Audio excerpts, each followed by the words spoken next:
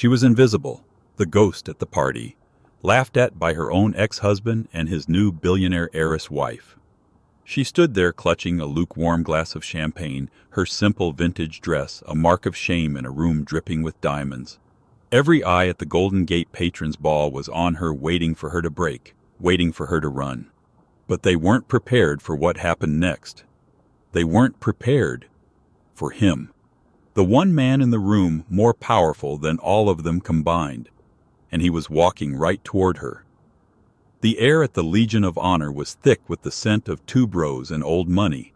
Chandeliers glittering like captive constellations poured buttery light onto the marble floors. This was the Golden Gate Patrons' Ball, the undisputed peak of the San Francisco social calendar. And Audrey Vance was a weed in an orchid garden. It had been 2 years since the divorce. 2 years since Noah Sterling, her husband of a decade, had traded her in. The trade was by all accounts an upgrade.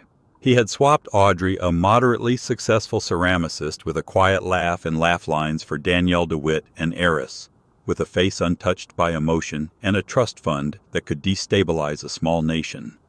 Audrey hadn't wanted to come. Her invitation was a fluke, a lingering courtesy from a museum curator who had once commissioned her work, a woman who clearly hadn't gotten the memo that Audrey was no longer Mrs. Sterling. She felt the eyes on her. Her dress, a vintage emerald green Halston she'd bought on First Dibs, had felt elegant and timeless in her small Sausalito apartment. Here, surrounded by a sea of custom Oscar de la Renta and shimmering Givenchy, it felt like a costume. Audrey, goodness. Audrey turned. It was Beatrice Finch, the sharp-tongued columnist for the Nob Hill Gazette. Her pen was a scalpel, and she was looking at Audrey as if she were a particularly fascinating and slightly moldy specimen. Beatrice, it's a lovely evening. Audrey said, her voice tighter than she'd intended. Isn't it? Beatrice's eyes did a quick, insulting scan. Up, down. How brave of you to come. Especially solo. The unsaid words hung in the air. Now that you're a nobody. Before Audrey could form a reply, a ripple of laughter, high and brittle as spun glass, cut through the orchestral swell. Danielle. She was holding court near the grand staircase, a vision in voluminous, almost offensively bright fuchsia. She was flanked by her two inseparable shadows, bits of social shrapnel named Chloe and Annabelle. And next to her, looking both proud and profoundly neutered, was Noah. He saw Audrey. His smile, the one that had once been her entire world, faltered. He looked away, turning his attention back to his new wife, who was now pointing one beringed finger directly at Audrey. Oh, God. No. But it was too late. The trio was advancing. Danielle moved like a predator, all grace and undeniable threat. Audrey, darling. Danielle cooed, her voice loud enough for everyone in their immediate vicinity to hear. She stopped just close enough to force Audrey to smell her perfume, something expensive and suffocating like a flower that knew it was poisonous. Danielle, Noah. Audrey nodded, her knuckles white on her champagne flute. I just had to come over and say how much I adore your commitment to sustainability, Danielle said, gesturing to Audrey's dress. Vintage is just so charming. It reminds me of my grandmother's attic. Chloe and Annabelle tittered on cue. And here you are all by yourself. Danielle continued, her eyes wide with mock pity. Noah isn't that sweet. She came all by herself. Noah shuffled. Sarah, come on. What, I think it's wonderful she's putting herself out there. After all, she leaned in, her voice dropping to a conspiratorial hiss. It must be so hard to re-enter the world when you've, well, you know, slipped so far out of it. It was a social execution, plain and simple. Audrey could feel the stares, a dozen pairs of eyes, all witnessing her humiliation. She looked at Noah, a desperate, silent plea. Say something. Stop her. Remember me. Noah met her gaze for a fraction of a second. She saw panic, guilt, and then, worst of all, nothing. He cleared his throat and looked at the ceiling. He chose his new wife. He chose the money. He chose to let her twist the knife. Audrey's eyes burned. The music seemed to fade, replaced by a rushing sound in her ears. She was trapped. Danielle smiled, victorious. "If you'll excuse me," Audrey whispered, her voice cracking. She had to leave. She would run to the bathroom, then the coat check, and disappear. "Oh, but you just got here," Danielle said, stepping slightly to block her path. It was in that moment, as Audrey felt the fragile walls of her composure begin to crumble, that the entire atmosphere of the grand hall changed. It wasn't a loud noise. It was a vacuum. The chatter near the entrance simply stopped. The silence spread, moving through the crowd like a cold front. The orchestra faltered for a beat. A man had entered. He was late, which was a power move in itself. He wasn't flanked by security, but he didn't need to be. The space just cleared around him. He was tall, dressed in a bespoke Tom Ford tuxedo that was a masterpiece of understated perfection. His hair was dark, his features sharp, and he moved with a panther-like grace that was utterly at odds with the stiff posturing of the other men in the room. "Good Lord," Beatrice Finch whispered, forgetting Audrey entirely. "It's Julian Carter." The name echoed in the silence. Julian Carter. Even Audrey, who had actively avoided society news for 2 years, knew that name. Carter wasn't just San Francisco rich. He wasn't new money tech like Noah had desperately aspired to be. He was global rich. He was the reclusive, almost mythical CEO of Carter Industries, a behemoth that swallowed competitors whole in areas from AI to green energy. He was old money lineage combined with a shark's instinct for the future. He never attended these things. Ever. Danielle's head snapped toward him. Her mouth, which had been twisted in a victorious smirk, fell slightly open. Here was the true apex predator. She immediately smoothed her dress, a flicker of avarice in her eyes. This was the only man in the city who outranked her, her father, and everyone she knew combined. Julian Carter paused at the entrance, his eyes scanning the room. They were a cool, assessing blue, and they seemed to miss nothing. The mayor started to walk toward him. A senator raised a hand. Carter gave them a curt, dismissive nod, and they stopped. He began to walk. He walked past the mayor. He walked past the senator. He walked directly past Danielle DeWitt, who had positioned herself perfectly in his path and offered a dazzling, high-wattage smile. He didn't even glance at her. It was as if she were a piece of furniture. The entire room, Audrey included, watched his progress. He was moving with purpose, his gaze fixed on her. Audrey's heart did a strange, painful lurch. He's not. He can't be. He was. He didn't slow down until he was standing directly in front of her, so close she could feel the warmth radiating from him. He was even taller up close. He looked down at her, and the cold, assessing look vanished, replaced by something so warm and intensely familiar it stole her breath. He smiled. Not a polite social smile, but a real one. A smile that crinkled the corners of his eyes. "Audrey," he said. His voice was a low baritone, and it vibrated through her. "I've been looking everywhere for you." Audrey just stared, mute. Her brain was short-circuiting. "Who is this? How does he know my name?" Behind her, she heard a sound, a small, strangled gasp. It was Danielle. Julian Carter ignored them all. His focus was entirely, devastatingly on Audrey. He gently, firmly took her left hand. His touch was electric. "You look beautiful," he said, his thumb brushing over her knuckles. "That green, it was always your color." Always. She finally found her voice, but it was just a whisper. I'm sorry. Do I?" He looked into her eyes, and in their blue depths, she suddenly saw it. It wasn't just Julian Carter, the billionaire. It was the way his left eyebrow quirked slightly when he smiled. It was the small, faint scar just below his jawline. Her blood ran cold, then hot. "Jamie," she breathed. The smile widened. "I've missed you, Elle." Before she could process the temporal shock that Jamie was Julian Carter, He turned. He didn't release her hand. Instead, he drew her slightly in front of him, a protective, possessive gesture. He faced the stunned, silent group.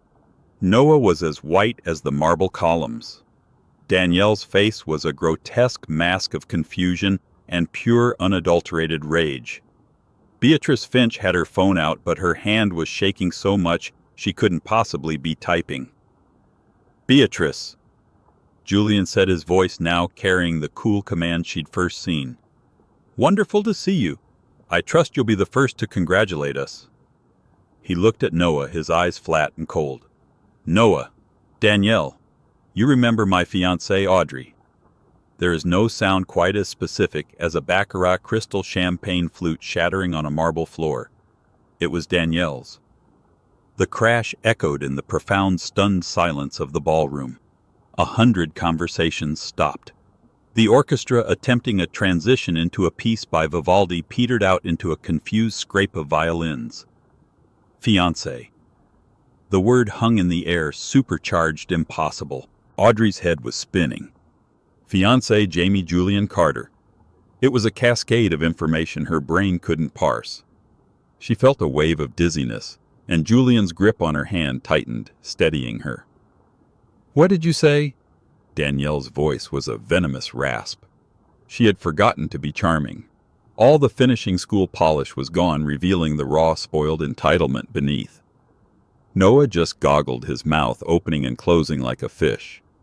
He looked from Julian to Audrey and back again, his expression one of complete, catastrophic disbelief. Julian didn't even look at Danielle. He was looking at Beatrice Finch, the columnist, who was now staring at Audrey as if she'd just sprouted wings.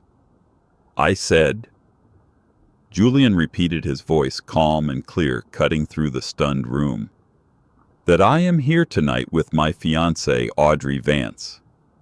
I'm surprised you didn't know, Beatrice.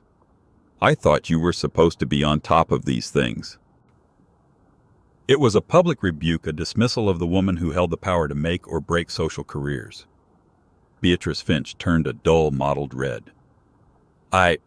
Mr. Carter, this is news." "Is it?" Julian replied smoothly. "We've been keeping it private. We're private people." He then turned his full attention to Audrey, his expression softening once more. "But tonight felt like the right time to share our happiness." He was acting. This had to be an act. A glorious, insane, protective act. But why? He leaned in, his lips brushing her ear. The movement was intimate, seen by everyone. "Play along," he whispered, his voice for her alone. "Trust me. I'll explain everything. Just trust me, Elle." Jamie. The boy who had lived on ramen noodles and optimism. The boy who had held her while she cried over a failed kiln firing. The boy who had disappeared. He was here, and he was Julian Carter. And he had just called her his fiancée. Audrey, who had been seconds from fleeing in tears, felt a new strange sensation. It wasn't courage, it was defiance. She looked at Danielle's furious, contorted face. She looked at Noah, who looked like he'd just seen his stock portfolio evaporate. She took a breath. She turned her hand over and laced her fingers with Julian's. "I'm sorry we're late, darling," Audrey said, her voice surprisingly steady. "I had trouble with my... well, you know." Julian's eyes lit up with a spark of approval. "It doesn't matter. You're here now." He turned back to the gobsmacked trio. "Now if you'll excuse us. I believe I promised Audrey a dance, and we need to discuss the new wing with the curator. Audrey has agreed to consult on the acquisitions."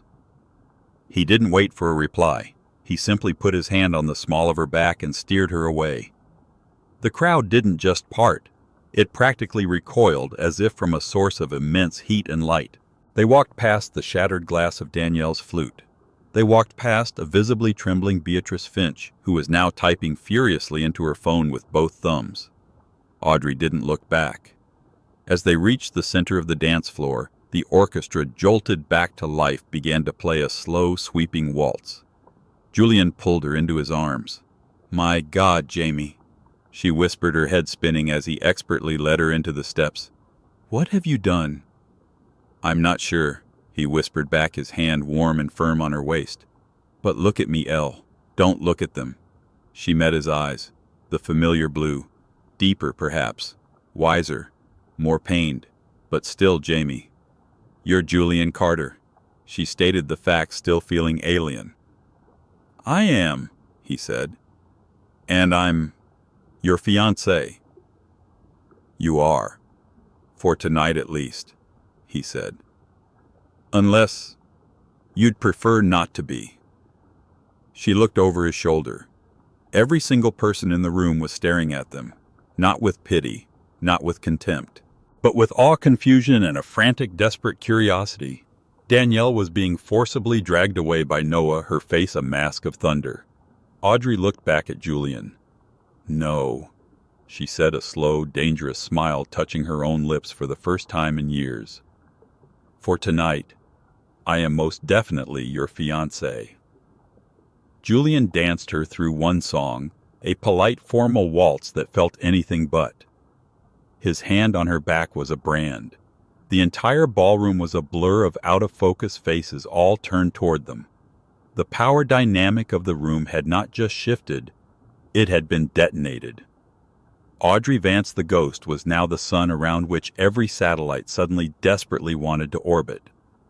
Before the song ended, Julian leaned in. We need to talk. Somewhere private. He led her not toward the lavatories or a quiet corridor, but through a set of imposing double doors she hadn't even noticed marked Patrons Lounge.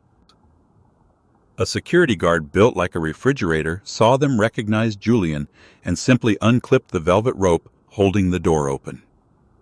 They stepped through and the noise of the gala was instantly muffled. They were in a dark-paneled library. Julian didn't stop. He crossed the room to a set of French doors and pushed them open. The cold, sharp air of the San Francisco night hit them. They were on a private terrace high above the city with a staggering perfect view of the Golden Gate Bridge lit like a string of rubies against the black void of the Pacific. Audrey walked to the balustrade, breathing in the fog. Her adrenaline was so high she felt like she was floating. She turned. He was standing by the door watching her. The shadows on the terrace were kind, stripping away the billionaire and leaving just him. Jamie, she said, the name feeling strange and right all at once. You were Jamie. My Jamie. I was, he said, walking slowly toward her. I still am. I got lost. Lost. You didn't get lost, Jamie. You vanished. You were in Berkeley with me in that drafty, awful apartment coding on a laptop held together with duct tape. We were happy. We were going to build a life. And then you said you had a family emergency in Singapore. It was, he said, his voice raw. You were gone for 3 months. You sent 2 emails. 2. I wrote you every day. I called. The number was disconnected. I thought you were dead. Or worse, that you'd just left me. I would never have left you, Elle. He was standing in front of her now. He looked tormented.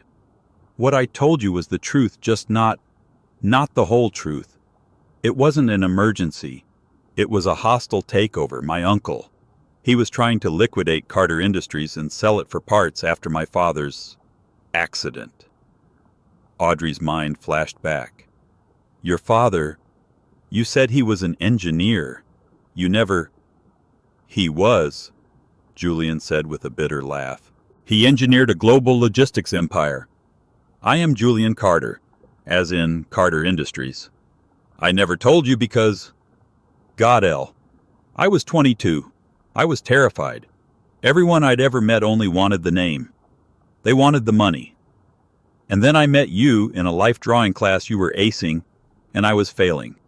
You were brilliant and funny, and you didn't care that I was living on instant noodles.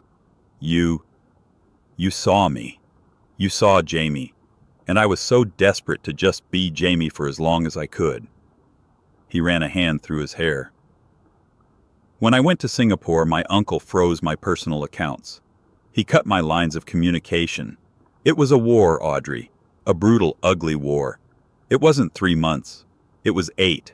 By the time I won, by the time I'd wrestled control of the company back and had the breathing room to even think. I was with Noah. Audrey finished, the pieces clicking into place with agonizing clarity. I flew back, Julian said, his voice hollow. I went straight to the apartment. It was empty. I found you. You were at an art fair in Ghirardelli Square. I saw you. You were laughing. And Noah Sterling. He kissed you. And you were wearing his ring. Audrey remembered that day. She'd been so fragile. Noah had been charming, stable, attentive. He was the safe harbor after the storm of Jamie's disappearance. He had seemed like the answer. I broke Elle, Julian whispered, looking out at the bridge. My heart. It just shattered. I thought you hadn't waited. I thought you'd moved on. I saw him so polished and successful, and I was just this wreck who'd been through a corporate hell. I thought I'd lost my chance. So I left. I went back to Singapore. I became Julian Carter. I built my own empire separate from the family's. I buried Jamie so deep I wasn't sure he still existed. Until tonight. Audrey said, tears welling in her eyes. Why tonight, Jamie? Why now? I've always kept track of you, Elle, he admitted, turning to face her. I couldn't help it. I told myself it was just checking. I saw you get married. I saw your first gallery show. I saw when he divorced you. I saw your name disappear from the society pages. I read about Danielle DeWitt. You came here for me. No, he said, and the honesty stung. I came here because my board is pressuring me for a massive merger with SoftBank, and the investors are old-fashioned. They want a stable family man. They're trying to set me up with daughters of other billionaires. I came here tonight to tell the curator of the new wing to back off, to stop trying to play matchmaker. He stepped closer. And then I walked in, and I saw you. And she, that woman, was cornering you. And he just stood there and let it happen. The man you left me for. He let them tear you apart. And in that second, Audrey, my entire world went red. All I knew was that I had to protect you. I had to get you out of there. I had to put you so far above them they could never ever touch you again. So you made me your fiancé, Audrey said, a shaky laugh escaping her. I did, he said. It was impulsive. It was the most Jamie thing I've done in 15 years. Julian, Jamie, she started. You can't. This lie. It's huge. The Gazette. Page 6. By morning, this will be global news. It will affect your merger.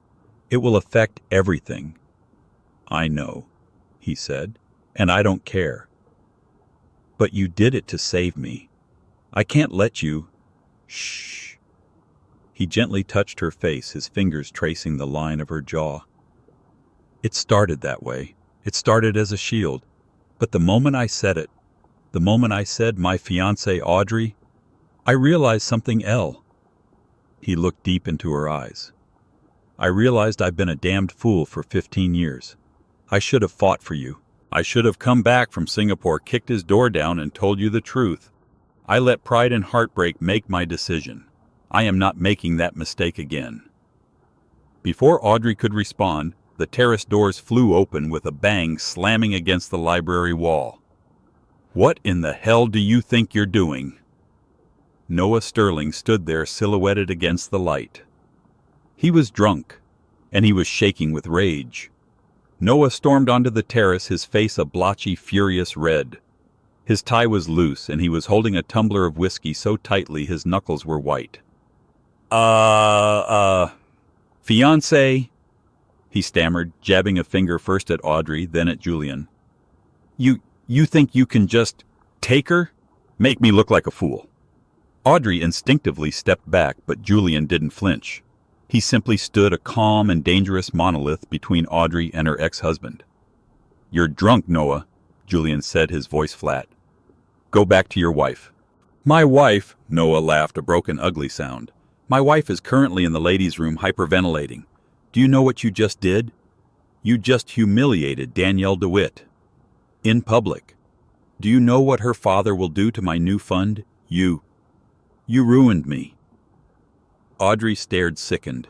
He wasn't angry that she was with another man. He wasn't even jealous. He was terrified. He was furious that her social promotion had just torpedoed his own. Let me get this straight, Julian said, his voice dropping to a dangerously quiet level.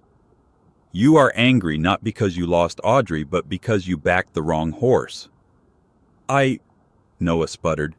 She was my wife. She's a Potter, and you waltz in and what, you're engaged. It's a lie. You're lying. Tell him you're lying, Audrey. Don't you dare speak to her, Julian snapped, and for the first time Audrey heard the ice-cold authority of the CEO. Julian took one step toward Noah, who instinctively recoiled. You made yourself look like a fool, Noah. Julian said, his words like chips of ice. You did it the moment you let that vapid, cruel woman corner your ex-wife. You did it every day for the last 2 years that you let Audrey, the best thing that ever happened to you, feel small so you could feel big. You don't know anything about us, Noah yelled, emboldened by the whiskey. I know everything, Julian countered. I know she supported you for the first 4 years of your marriage while you were finding yourself. I know she sold her own art pieces she loved to fund your first failed startup. I know that the second you had a taste of success, you found her quaint and unambitious. You traded a woman of substance for a brand name. You didn't divorce a wife. You liquidated an asset you no longer understood the value of. And you do, Noah sneered. What's this, Carter? Some kind of billionaire pity project? Find the sad little ex-wife and dress her up. Julian smiled. It was a terrifying expression. You still don't get it, do you? You think this is new? You think I'm a stranger? Julian looked at Audrey, a quick, silent question. She gave a small, almost imperceptible nod. Tell him. She didn't meet me tonight, Noah, Julian said.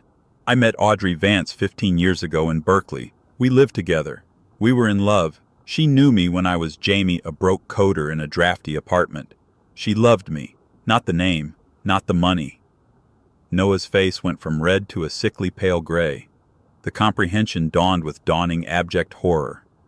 Wait, Jamie, the one from college, the one she was with before you, Julian clarified. The one she left because I was incommunicado fighting a war you can't even comprehend while you were whispering sweet nothings and offering her stability. Second twist. I'll tell you something else, Noah. When I was Jamie living in that awful apartment coding my first algorithm, I wasn't broke. I was already a millionaire. I was testing a theory. I was testing her. I wanted to know if she loved me or what I could be. And she passed. She loved me. She wanted to build a life from scratch. You were the one who cared about the money. You were the one who couldn't see the diamond because you were too busy looking for glitter. Noah looked as if he'd been physically struck. He staggered back, leaning against the balustrade. No, that's not possible. He was doing the math. He realized the scale of what he had thrown away. He hadn't just divorced a Potter. He had divorced the one true love of Julian Carter. You didn't just dump your wife, Noah, Julian said, his voice pitiless. You dumped the woman who passed the test you would have failed. And now you're upset that the diamond you discarded is being set in a crown. That, as I believe they say, is a you problem. The terrace doors opened again, this time more slowly. Danielle stood there. Her makeup was slightly smeared, her eyes red-rimmed and venomous. Noah, we are leaving, she hissed. You are an idiot. Noah looked at his new wife, his face a canvas of regret and despair. He looked at Audrey, who was standing tall, her hand now linked with Julian's. He looked at the man who had in the span of 10 minutes taken back the woman he'd thrown away and simultaneously destroyed his social and financial future. Without another word, Noah Sterling turned and followed his wife, a defeated, broken man. The terrace was silent again, save for the distant sound of the city and the faint swell of the orchestra inside. Audrey was shaking. The entire confrontation had been brutal, primal. She turned to Julian. "Thank you," she whispered.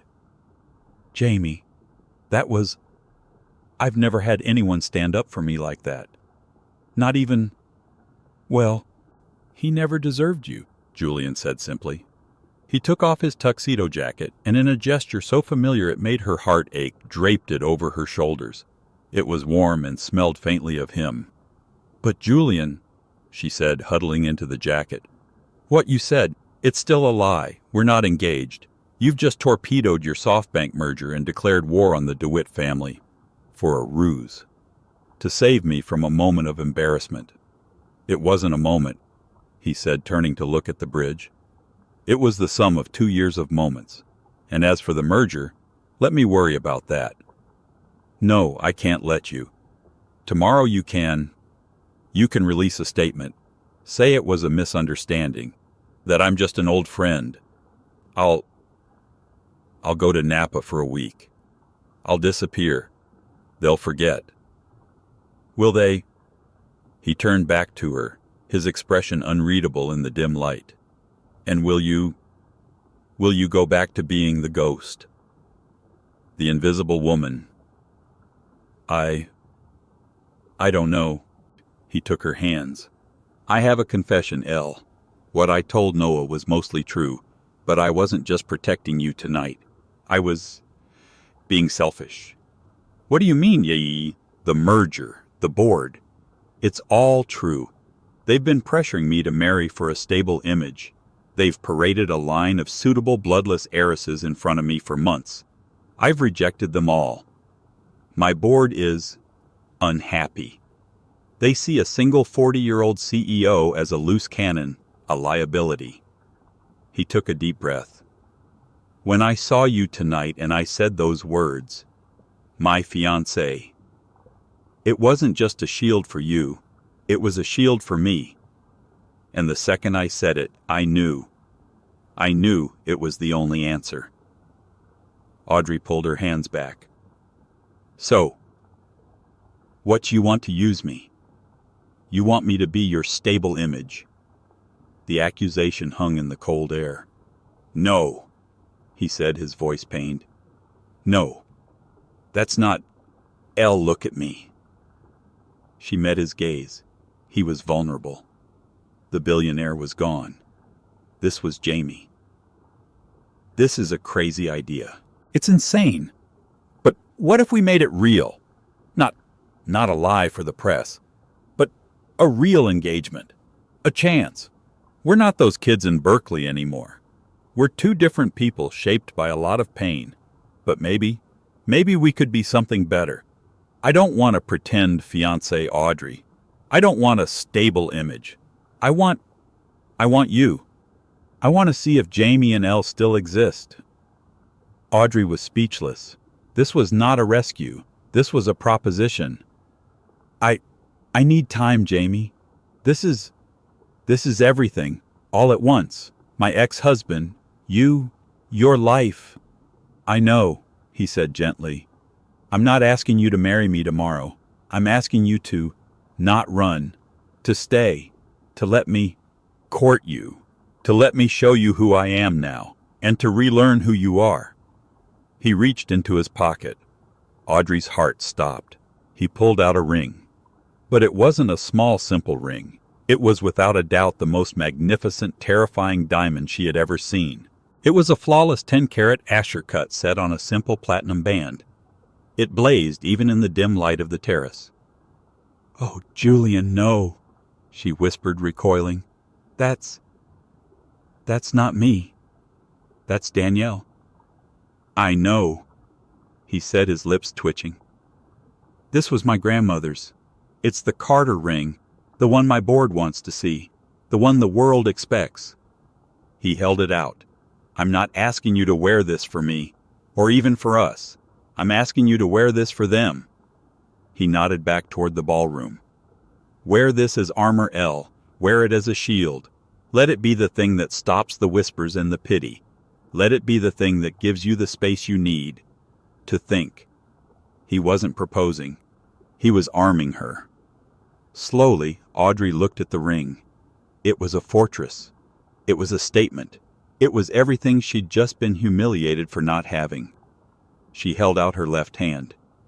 For tonight, she said, her voice clear. And for tomorrow, for the space to think.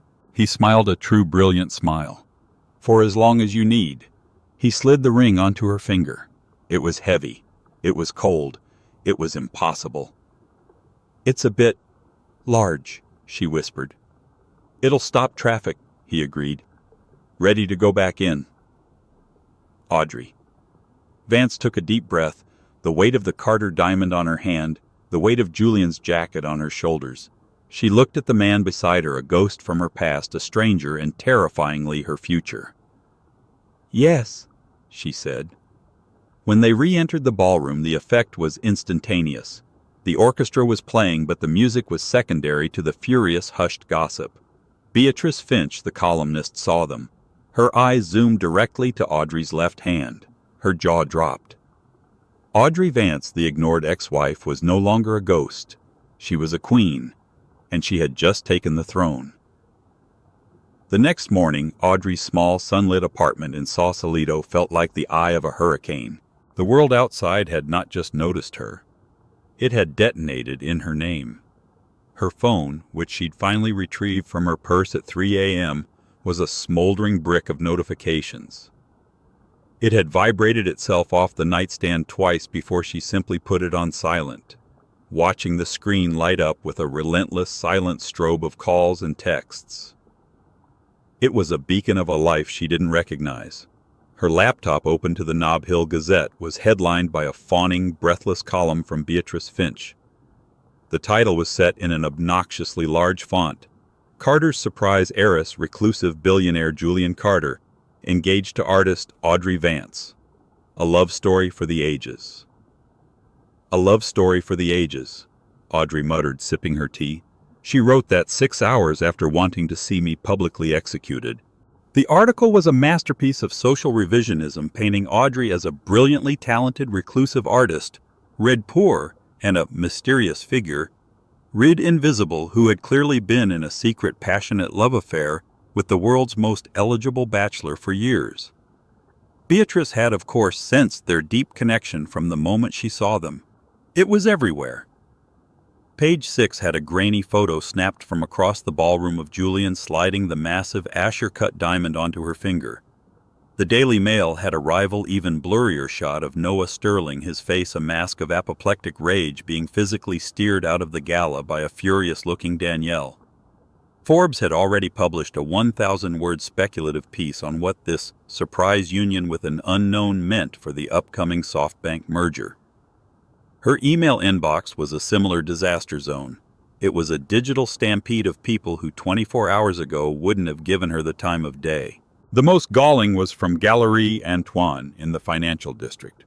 The owner, Etienne, a man with a tiny ponytail and monumental disdain, had personally rejected her work just 4 months prior, calling her sculptures a bit too rustic for our clientele. His new email, sent at 5:04 a.m., was dripping with sycophancy. My dearest Audrey, I was so hoping to run into you last night. My profound congratulations on your wonderful news. Julian is a longtime patron, and we are simply ecstatic for you both. I've been reconsidering your Earthly Vessels series, and I believe I was mistaken. The pieces have a raw, powerful honesty that the market is crying out for. I would be honored if you would consider my gallery for your next solo show. September, perhaps. Our biggest month. Let's make it happen. Warmest regards. Etienne. She closed the laptop with a snap. Then came the voicemails. Old college friends she hadn't heard from in a decade, all so happy for her, all needing to catch up immediately. Her parents had left 7 messages, a frantic, escalating volley of confusion. Is this a joke? Excitement? A billionaire Audrey? and practical worry. But what about Noah? Is this legal? And then in their own special category were the texts from Noah. They were a perfect chronological diary of a man's complete psychological disintegration. 1:12 a.m. Audrey, you can't be serious. 1:45 a.m. This is a joke. You're doing this to hurt me. It's pathetic. 2:30 a.m. Danielle is. This is a mess. We need to talk. You don't know what you've done. 3:15 a.m. Her father is pulling his seed funding from my new venture. He's pulling it. You've ruined me. Are you happy? 4:05 a.m. He's not who you think he is, Audrey. He's a shark. He'll crush you. He's using you. 6:15 a.m. I'm sorry. Okay, I'm sorry. For everything. Please, call me. 7:30 a.m. I still love you. I've always loved you. Audrey stared at the last one. The lie was so profound, so desperate, it made her feel nauseated.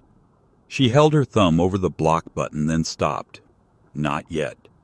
She wanted to remember this. Instead, she just deleted the entire thread.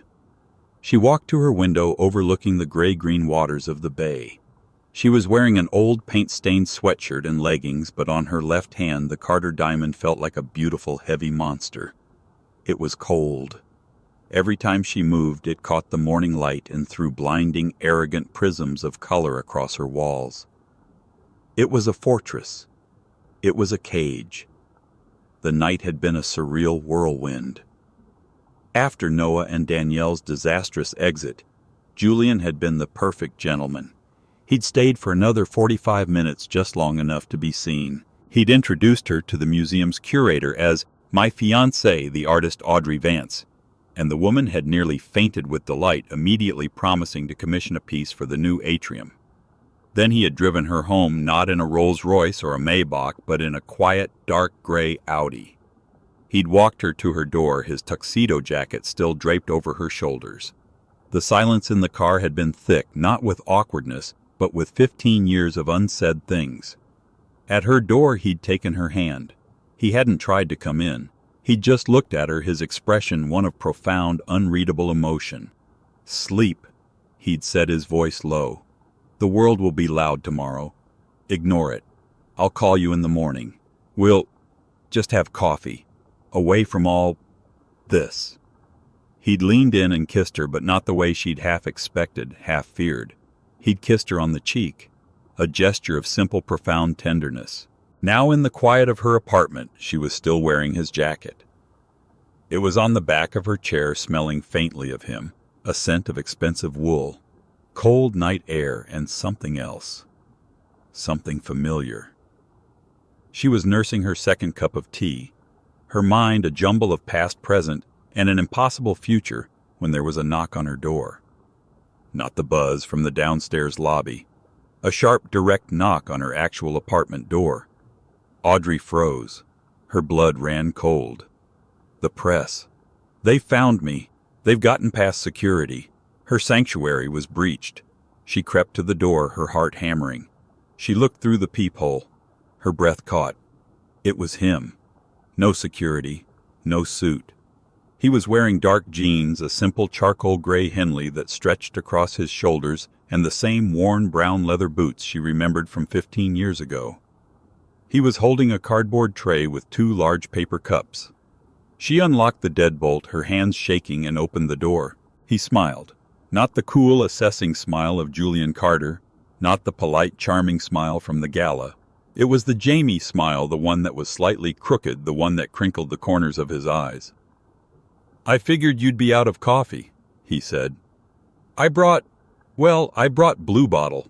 I remember you said it was the only one that didn't taste like sadness and regret. A laugh, real and rusty, escaped her. I did say that, didn't I? You did. His eyes met hers, and the noise of the world seemed to fade. Can I come in? Oh, yes, of course. She stepped back, suddenly hyper-aware of her messy apartment, the clay dust on the floor, her own paint-smeared sweatshirt.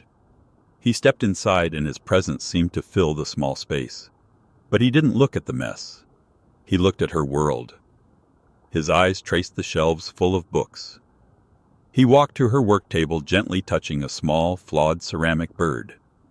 "You kept this one," he said, his voice soft. "The kiln cracked it and you were furious. You said it was ruined." I remember," she said, stunned. "I told you the crack was what made it beautiful," he finished. He turned to her. "It's perfect, Elle, all of it. It's you." "It's not the Legion of Honor," she said, taking the coffee he offered. It was hot, and the gesture was so normal it was jarring. "Thank God for that," he said. They stood in an awkward, charged silence. The world's newest, most famous couple standing in a small Sausalito kitchen surrounded by clay dust. "The world is going crazy," Audrey finally said, gesturing to her dark laptop. "Let it," Julian replied. "I'm not here about the Nob Hill Gazette, or the merger, or Danielle DeWitt." He looked at her, his expression suddenly serious, vulnerable. "I'm here for coffee, and I'm here because I meant what I said last night, all of it. I don't want to pretend. I don't want an arrangement." Audrey's hand tightened on her cup. "Jamie? Julian, I don't know what to call you." "Call me Jamie," he said, his voice urgent. "Please." "Jamie," she said, testing the name. "This," she held up her left hand and the diamond flashed, "is the biggest arrangement in the world. This isn't Jamie and Elle. This is Carter Industries and the Potter." His face tightened as if she'd struck him. "You're right, it is." He took a deep breath. "Which is why I need you to give it back to me." Her heart didn't just drop. It plummeted, smashing into the pit of her stomach. Of course, it was a one-night rescue. The show was over. He was here to retrieve his property. She was the fool, the Cinderella whose carriage was turning back into a pumpkin, leaving her covered in clay dust. "Oh," she said, her voice flat, all the warmth gone. "I see. The armor is no longer needed." She began to twist the massive diamond off her finger, her knuckles white. "Audrey, wait. That's not—" "No, it's fine," she said, her voice brittle. "I get it. It was an incredible gesture. You saved me. And now, you need your grandmother's ring back. Thank you for the loan." She was Audrey the transaction all over again. She pulled it off and held it out to him, the space between them suddenly a cold chasm. He looked at her pained, angry face, then at the ring in her hand. He didn't take it. Just for a second, Elle," he said quickly, his voice pained. "Put it on the counter." Confused, she dropped the ring on her kitchen counter. It landed with a heavy, expensive clack. "That ring," he said, "was for them. It was armor. It was a statement. It was a tool. It was the loudest thing I could say without speaking. It wasn't a gift. It was a weapon." He never took his eyes off her face. He reached into the pocket of his jeans, not a tuxedo, and pulled out a different box. A small, worn, dark blue velvet box. It wasn't from Harry Winston or Cartier. The velvet was faded at the corners as if it had been carried for a very, very long time. "This," he said, his voice thick with an emotion that made her own throat tighten, "is for you." He opened it. Audrey's hand flew to her mouth and a sob escaped her. It wasn't a diamond. It was a sapphire. A deep, perfect cornflower blue bezel-set sapphire flanked by two tiny twinkling diamonds on a simple antique gold band. You remembered," she whispered, tears blurring her vision. "I remember everything, Elle," he said, his own eyes shining. "I remember the antique shop on Telegraph Avenue. You were 23. You dragged me in. You saw this. You said diamonds were too loud, that they were for people who needed to shout. And sapphires," she whispered, the memory rushing back, "are like holding a piece of the sky. We couldn't afford it," she said, the tears streaming freely now. "It was $400. We had to pay rent." I went back the next day, Julian said, his voice cracking. I sold the only thing I had of value that my uncle hadn't frozen, my grandfather's watch. The one I told you was just a knockoff. I bought this. I was going to give it to you that night. But you left, she choked out. I put it in my bag for the flight to Singapore, he said. I thought I'd be back in a week. And then the world fell apart. I've been carrying it for 15 years, in briefcases, in coat pockets, in safes. It was my penance. It was my compass, to remind me of the one time I was a man I was proud to be. I've been carrying it, waiting for you. He took her left hand, the one that felt so light and bare without the 10-carat fortress. This isn't armor, Audrey. This isn't for the board. This isn't a lie, and it's not a tool. This is a question. He looked up and she saw him. Not the billionaire, not the savior, just Jamie. Her Jamie, his heart in his eyes. I'm not asking you to be my fiancé for the world. I'm asking if I can be Jamie again, and if you'll be my Audrey.